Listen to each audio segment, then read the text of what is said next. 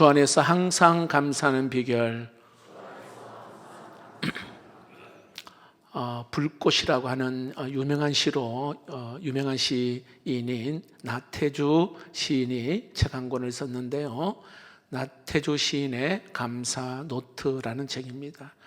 이 책의 결론이 뭐냐면 감사가 행복의 출발이다라는 그런 내용이에요. 이분이 감사에 대해서 깊이 생각한 계기가 있었는데, 초등학교 교사 이제 정년 퇴직을 6개월 정도 앞두고는 갑자기 큰 병을 앓게 되었습니다. 슬개가 터지고 복막염이 생기면서 급성 췌장염까지 생기게 되었습니다. 생명이 어찌 보면 위독한 그러한 순간이 있었다는 것이죠.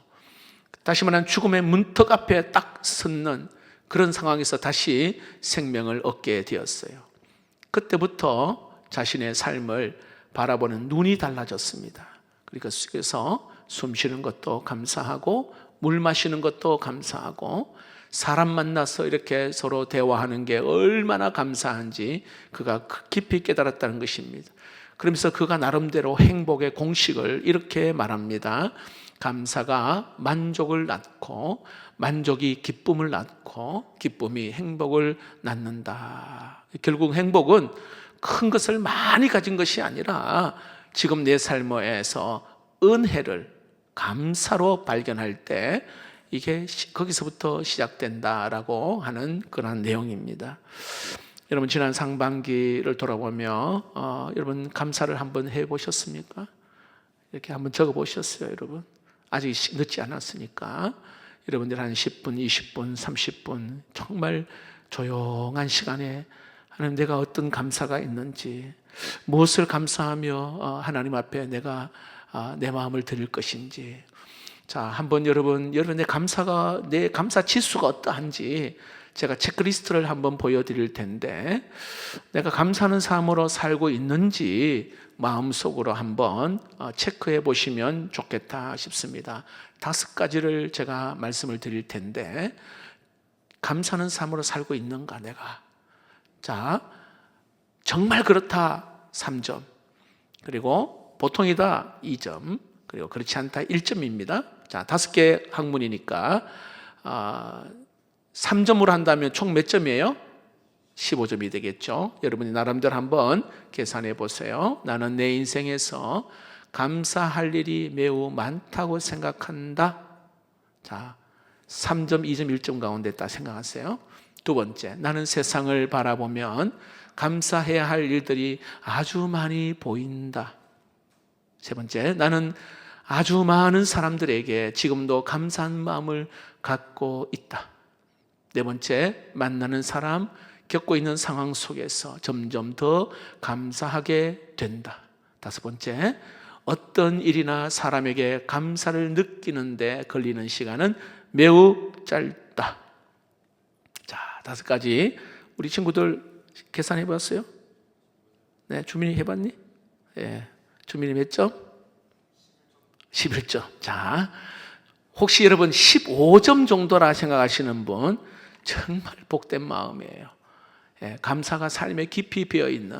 자, 그리고 10점 이상 정도 나오신 분들 감사의 가능성이 굉장히 큰 분이에요. 이런 분들은 인생의 어려운 문제, 힘든 그러한 문제를 만날 때마다 감사함으로 하나님 이겨낼 수 있기를 바랍니다. 자, 그런데 혹시 10점 이하, 한 9점 이하 나왔다면 한번 조용히 자신의 삶을 한번 돌아보십시오. 무엇이 나에게 이 감사를 빼앗아 갔는지, 왜 불평과 불만이 자라고 있는지 한번 생각해 보세요. 여러분, 감사는 환경이 좋을 때만 생기는 것이 아니라 하나님이 주신 은혜를 발견할 때 감사가 있게 되는 줄로 믿습니다. 그리고 그 감사가 바로 우리의 마음을 바꾸고 우리 인생을 새롭게 합니다. 빌립보서 4장 이 말씀 굉장히 많이 들었던 말씀인데, 저는 감사로 초점을 맞추어서 함께 보고자 하는데, 사도 바울이 빌립보 교인들에게 쓴 편지가 빌립보서입니다. 자, 그런데 놀라운 것은 바울이 이 편지를 쓴 장소가 평안한 그런 가운데에 이렇게 선교하는 현장에서 쓴 것이 아니라 감옥에서 이 편지를 쓰고 있는 거예요.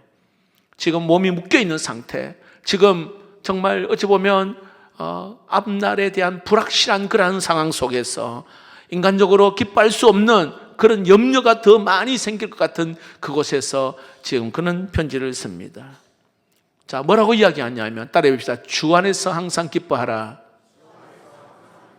지금 빌립보 교인들에게 주 안에서 항상 기뻐하라, 그냥 기뻐하라 하는 것이 아니라 따라해 봅시다. 주 안에서, 주 안에서 기뻐하라 이렇게 말합니다. 여러분, 환경만 바라보면 기뻐할 수 없잖아요. 형편만 바라보면 감사할 수 없습니다.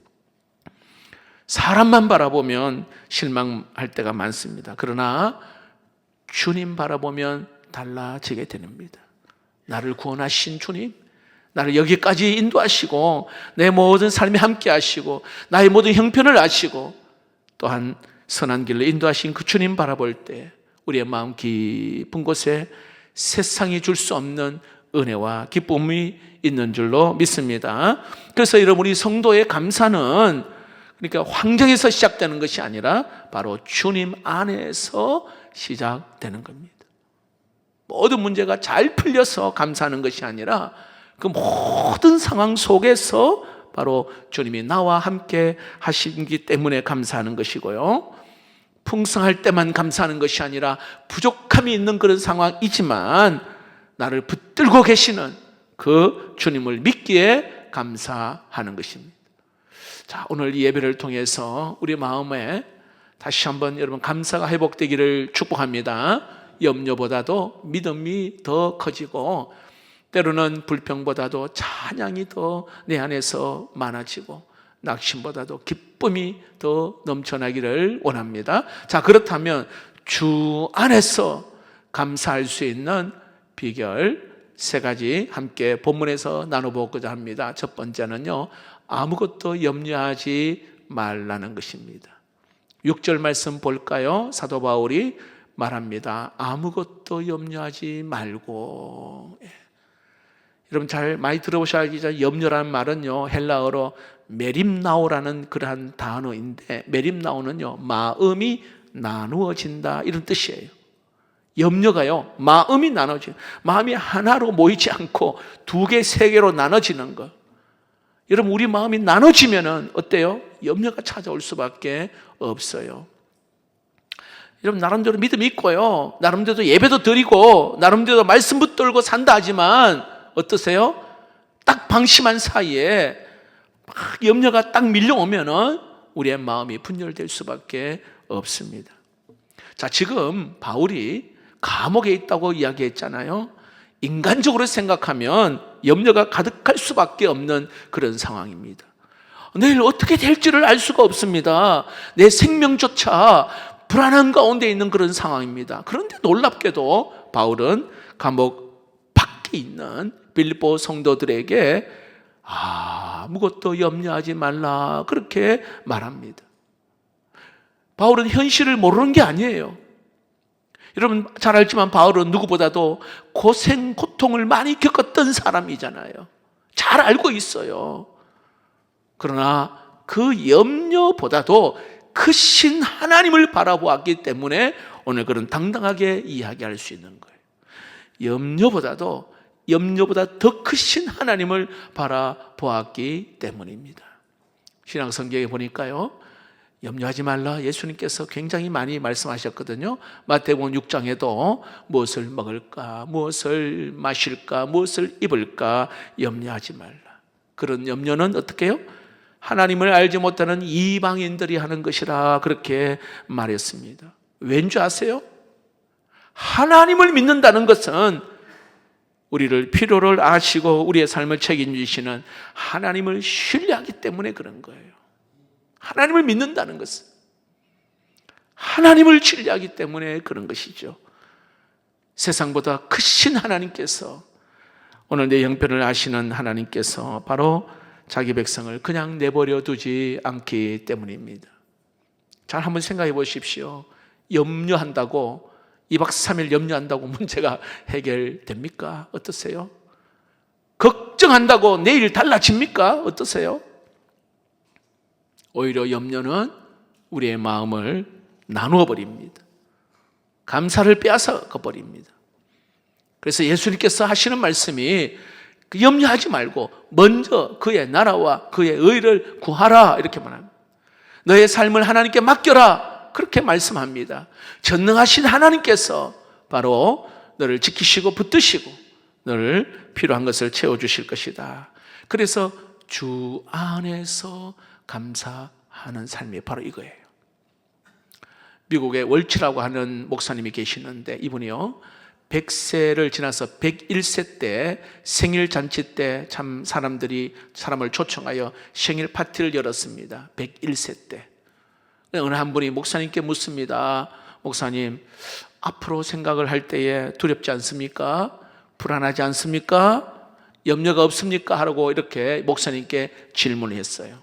그런데 이 목사님이 참 놀라운 이야기를 했는데 내가 70세에 은퇴하기 전까지는 늘 염려를 많이 했다고 말합니다. 목사님인데 성도를 볼 때 염려하고 교회를 볼 때 염려했고 가정의 자녀들 생각하면 염려를 했다는, 부끄럽지만 목사인 나에게도 염려가 떠나지 않았다 이야기합니다. 자, 그런데 은퇴할 즈음에 지난 날을 돌아보니까 내가 그렇게 걱정했던 그 일들이 실제로 일어나지 않았다는 거지. 그리고 염려한다고 문제가 해결되지 않았다는 거지. 염려한다고 그대로 이루어지는 것도 아니었다는 것입니다. 그래서 이제는 70세 은퇴할 그때쯤에 하나님께 다 맡기고 평안하자. 맡기고 하나님께 평안하자.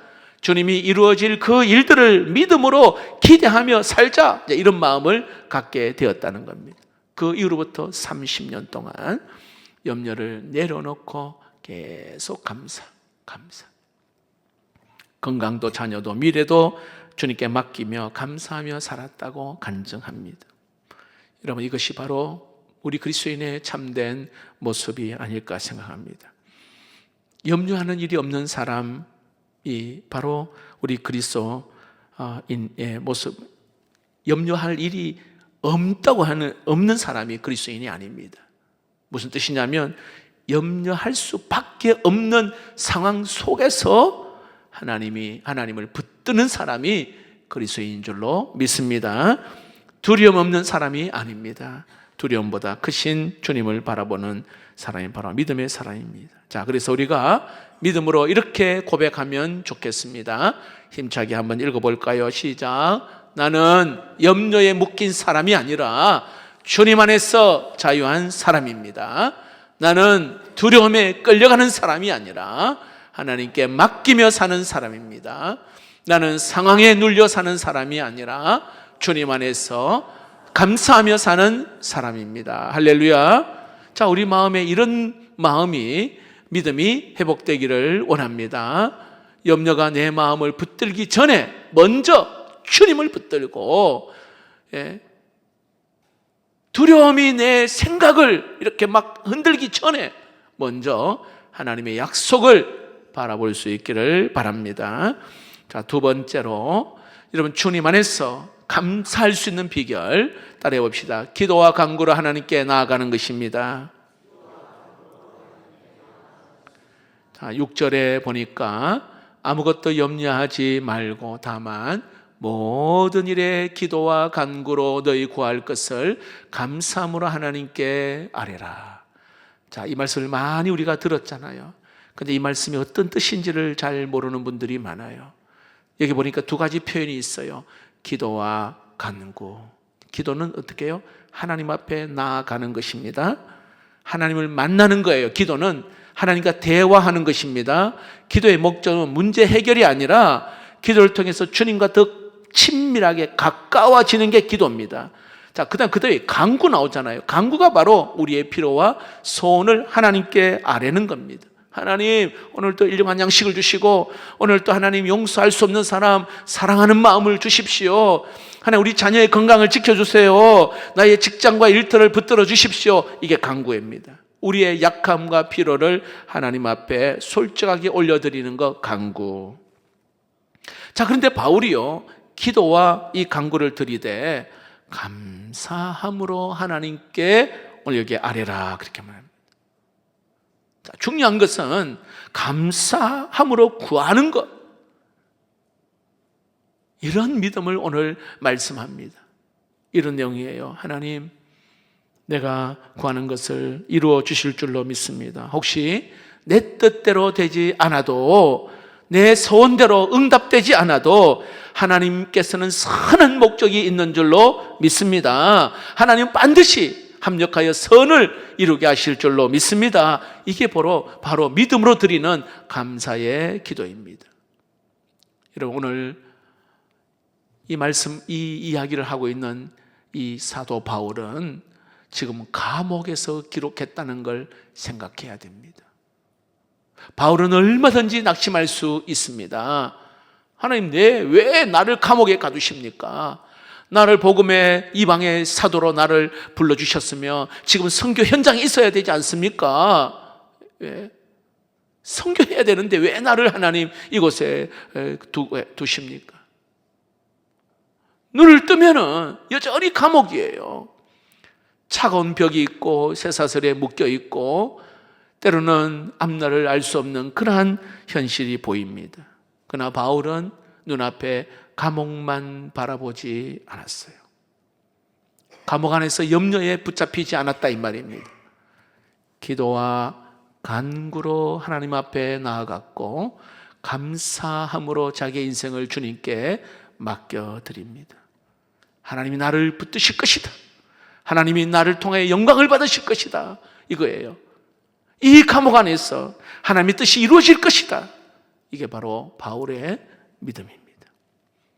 여러분, 염려가 찾아올 때에 이 염려를 가지고 붙들고 막 밤새도록 실험하지 마시고 기도와 간구로 하나님께 나아갈 수 있기를 바랍니다.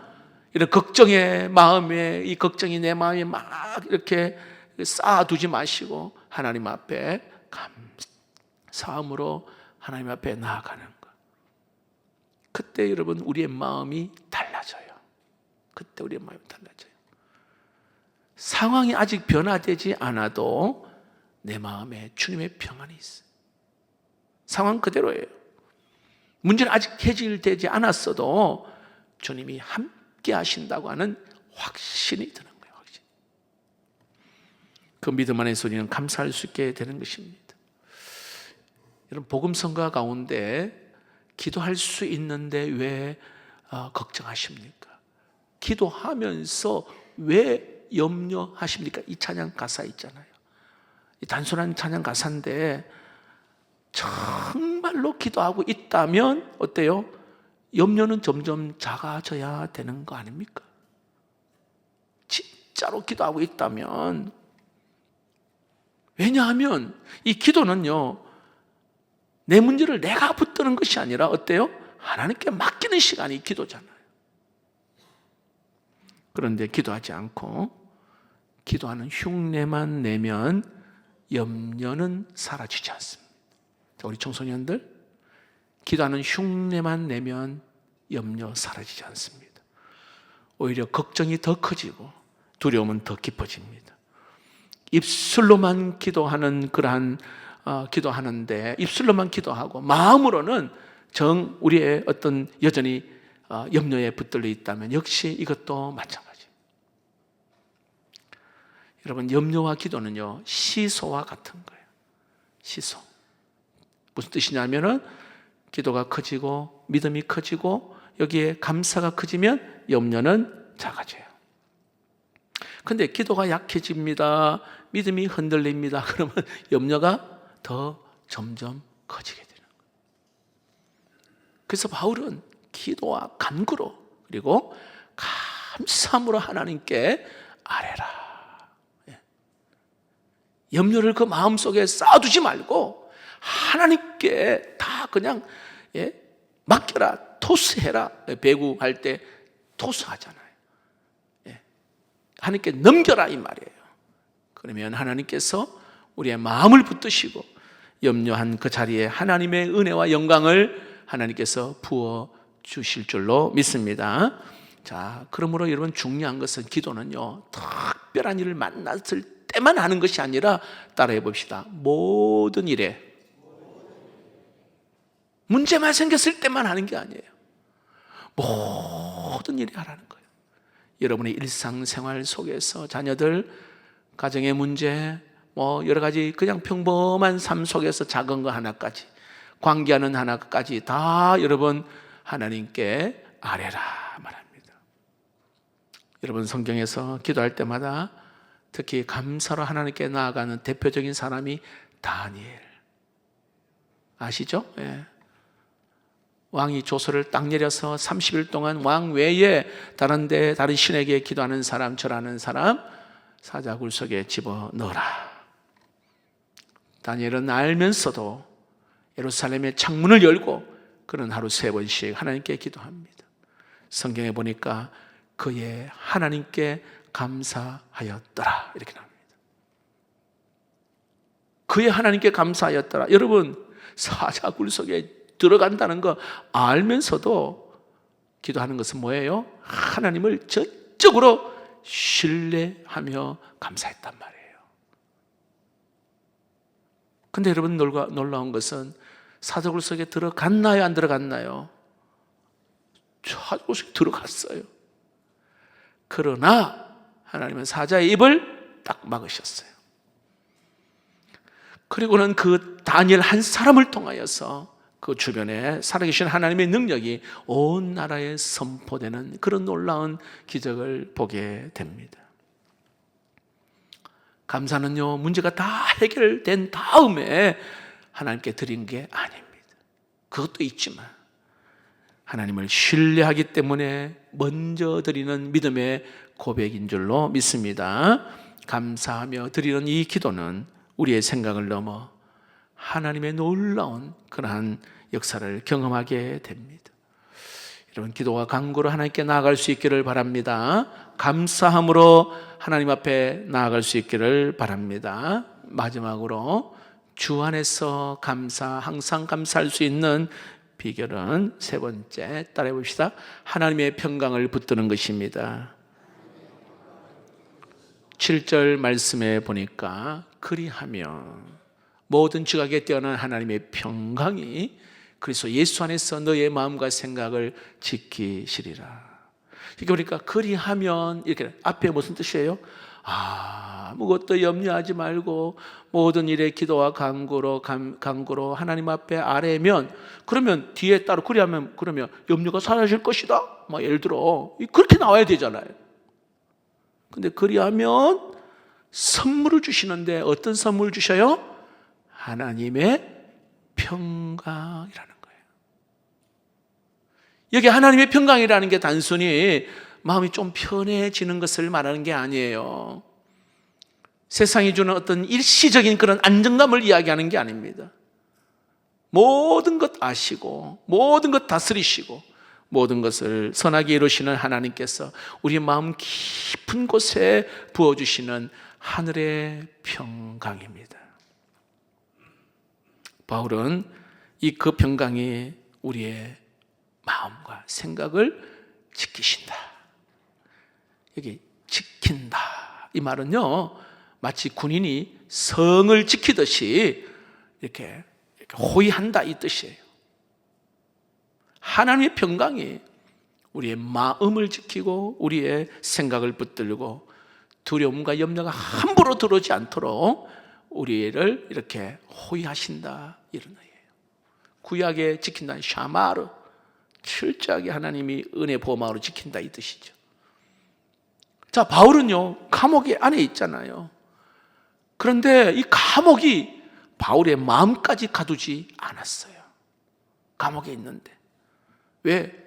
주 안에 있기 때문에 염려에 사로잡히지 않았습니다. 기도할 수 있었고 하나님이 함께 하신다는 믿음의 확신이 있었기 때문에 그 마음에 하나님의 평강이 충만했어요. 평강. 여러분 혹시 여러분 가운데 평강, 하나님이 주시는 평강 이 없이 자꾸 뭔가 불안하고 두려움에 있습니까?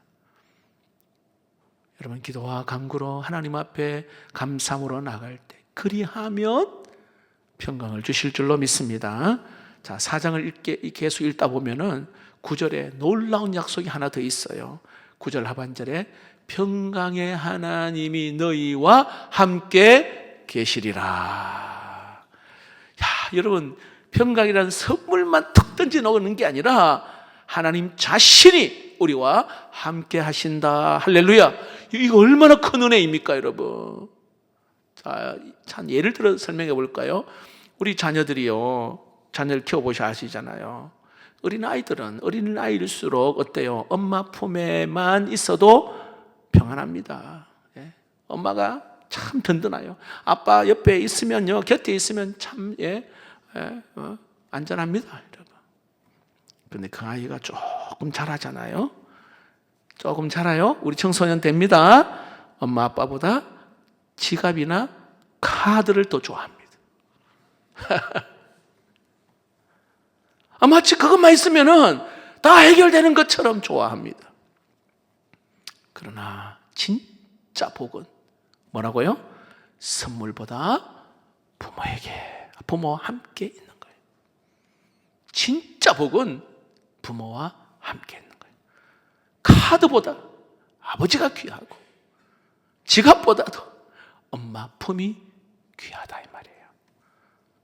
부모와 함께 하면은요, 어떤 어려움도 이겨낼 수가 있는 거예요. 믿음도 여기 마찬가지입니다. 우리는 여러분 여기에 하나님께 평강의 선물을 구합니다. 평강의 선물.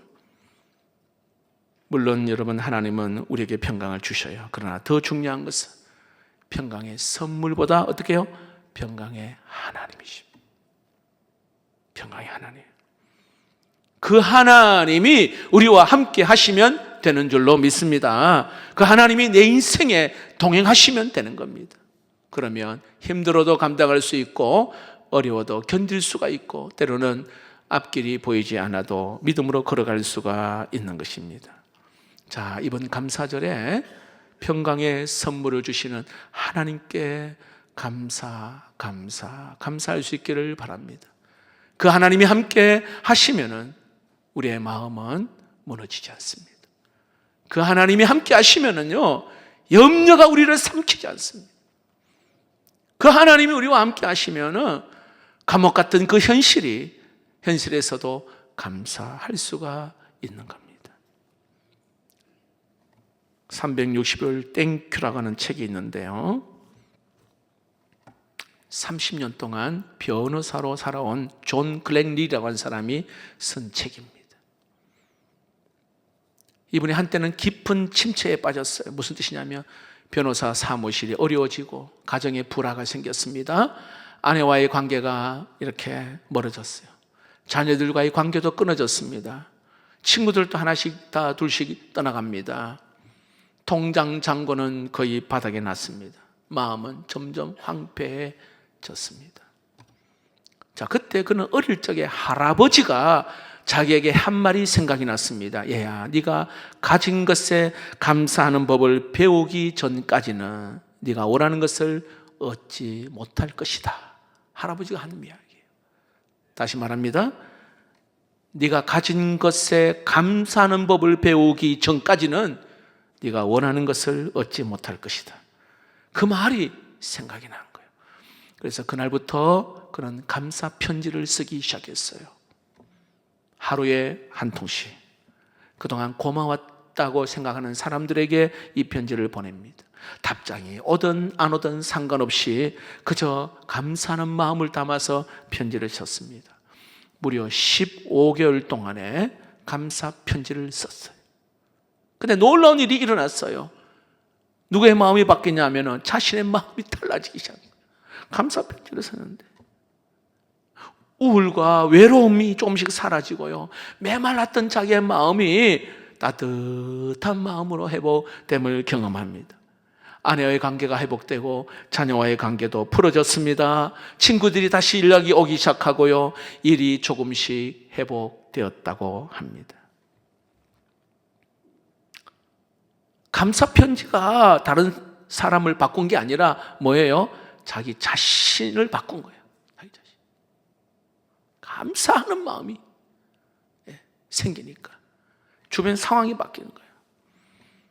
여러분, 감사는 환경을 바꾸기 전에 우리의 마음을 바꾸는 줄로 믿습니다. 감사는 닫힌 마음을 하나님이 열게 하시고 굳었던 마음들을 부드럽게 하는 거예요. 잊고 살았던 은혜를 다시 보게 하는 거예요. 우리가 매년 저희들이 무속고마 정모미 감사 한번 적어보세요. 참 여러분, 하나님도 그렇게 순종하라 끝까지 하지 않는 분도 계시고, 제가 여기에 작년 추수감사절의 감사 카드가 여기 있어요.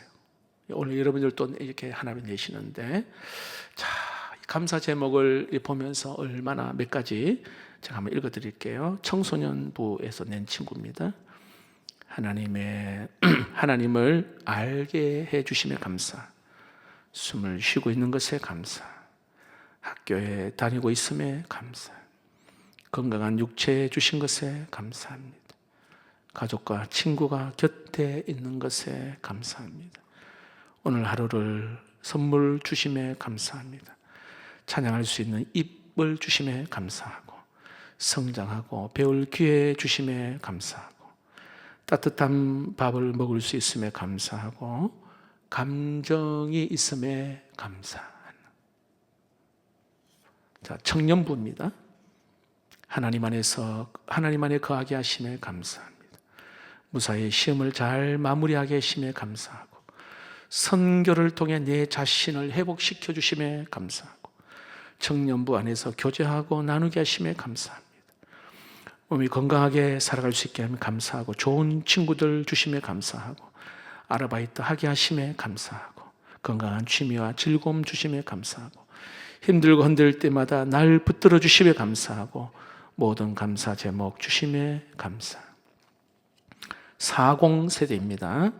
건강함으로 신앙생활 할 수 있음에 감사합니다. 자녀들이 건강히 뛰어놀 수 있음에 감사합니다. 국가를 위하여 일할 수 있음에 감사합니다. 예배의 끈을 놓치지 않음에 감사합니다. 접촉사고가 있음에도 다치지 않음에 감사합니다. 11조를 할 수 있는 믿음 주심에 감사합니다. 4인 가족 구성원 모두가 왕성교회에서 믿음 생활할 수 있음에 감사합니다. 하나님 나라 건설을 위하여 여러 봉사를 할 수 있음에 감사합니다. 일터에 평온 주심에 감사합니다. 하나하나 사소한 것 모두 감사할 수 있는 마음 주셔서 감사합니다. 60세대입니다. 하나님이 하나님 아버지심에 감사합니다. 올 한 해 슬픔이 변하여 기쁨이 넘치게 해주심에 감사합니다. 사역하는 교회와 목사님 만나게 해주셔서 감사합니다. 1:1 양육을 통해 영적으로 육적으로 더욱 성숙하게 해주셔서 감사합니다. 사랑방 가족들을 통해 행복하게 해주셔서 감사합니다.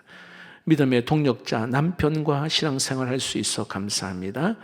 미리 전도의 열매를 맺게 해 주실 것을 믿고 감사합니다.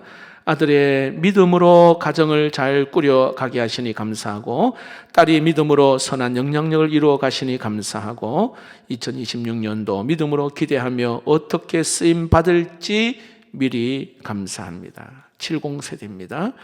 교회를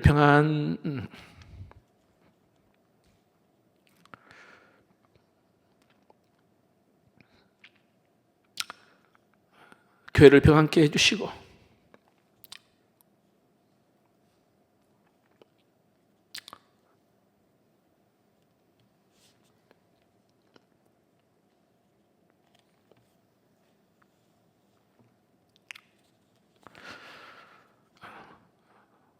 성장하게 해주심에 감사하고,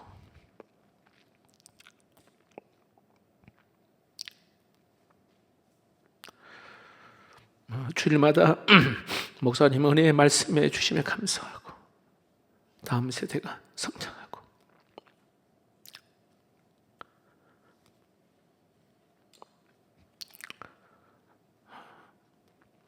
통쾌하심에 감사하고, 기도와 전도에 힘쓰는 교회가 되게 하시니 감사하고,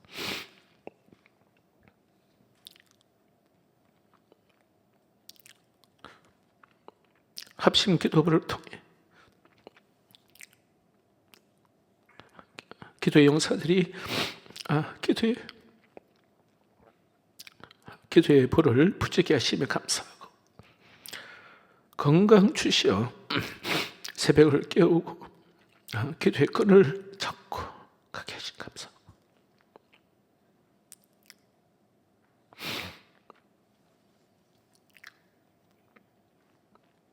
말씀 통도, 성경 필사, 성경 읽기를 통해 하나님 가까이 하게 하시며 감사하고, 새 가족과 일대일을 통해 말씀으로 섬기게 하시며 감사하고, 가정과 가족을 지켜주시며 평안케 하시니 감사하고, 부족한 저를 성령께서 늘 깨우쳐 주시는 그런 은혜 감사하고,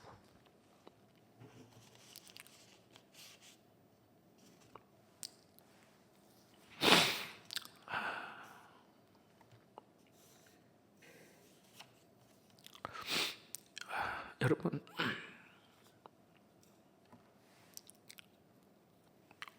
우리 사랑하는 가족들, 그리고 사랑방 식구들, 그리고 친구들, 성도들, 정말 감사하는 마음을 담아서 몇 자의 문자를 보내더라도 정말 고맙다고, 당신 때문에 내가 힘이 되었다고, 함께 해주셔서 감사하다고, 생각해 보면 얼마나 감사한지.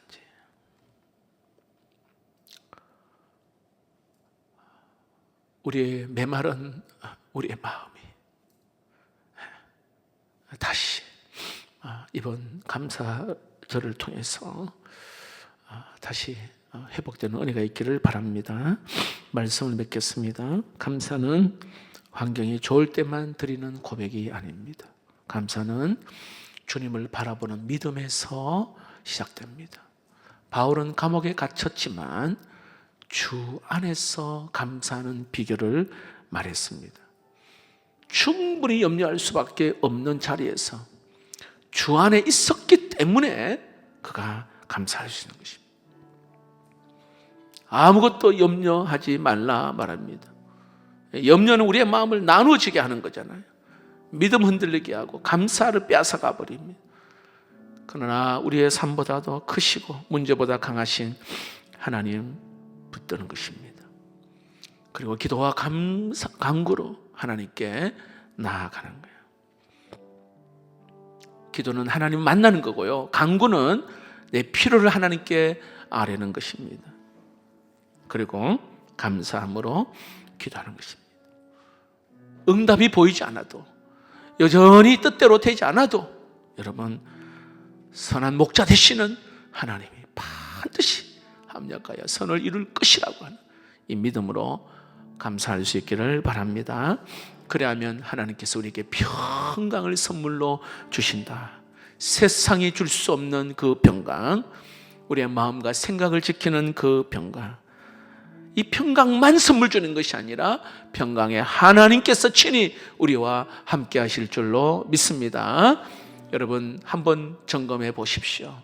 불평보다 감사를 선택하고, 염려보다도 기도를 선택하시고, 부족함보다도 은혜를 바라볼 수 있기를 바랍니다.